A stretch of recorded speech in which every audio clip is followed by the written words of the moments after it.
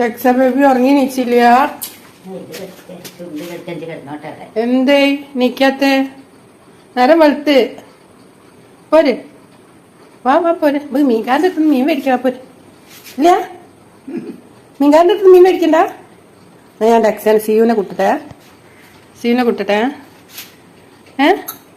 നല്ല തണുപ്പുണ്ട്. വാ ഞാൻ പോട്ടെ. ഞാൻ പോട്ടെ. ഞാൻ പോട്ടെ. എന്താ എന്താ അയ്യോ അവന്റെ കുട്ടി ഇതാ കിടക്കണം. സായിപ്പിന്റെ കുട്ടി.